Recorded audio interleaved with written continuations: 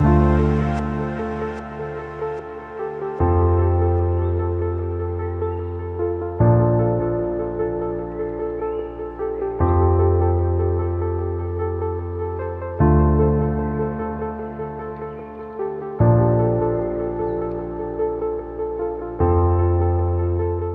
Baroni è una pittrice di, lo possiamo dire, Lilia, sì. 93 anni. La bellezza della natura nelle sue espressioni umili, fiori, piante, ulivi, paesaggi, composizioni floreali, composizioni di natura morta. Quello è la bellezza.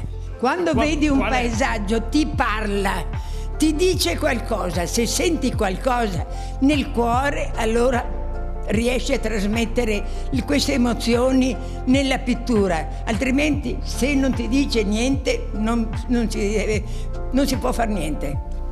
Il meraviglioso castello di Conegliano con i merli carraresi, che era stato donato nel 1000 al vescovo di Belluno. E c'è una bellissima poesia che lo porta in auge.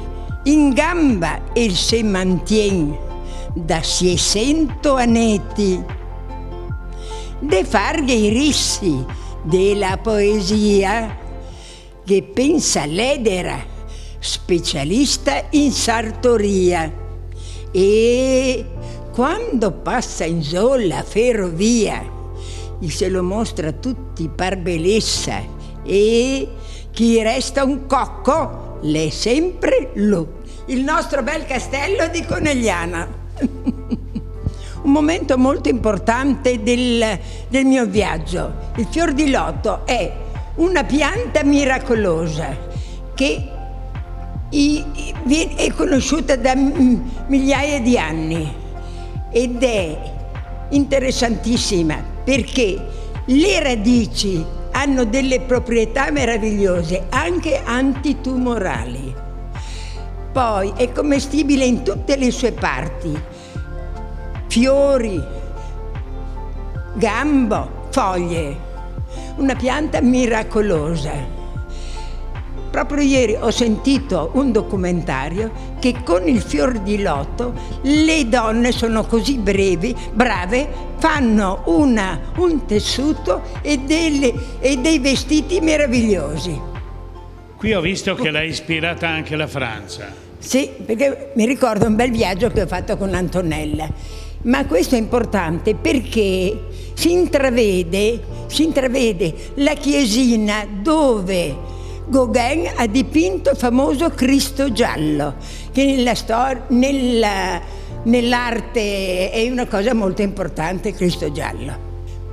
Studiando la storia di Conegliano, è vero, mi è balzata subito all'occhio questa bellissima casa che in un quadro del Cima da Conegliano del 1492 esiste.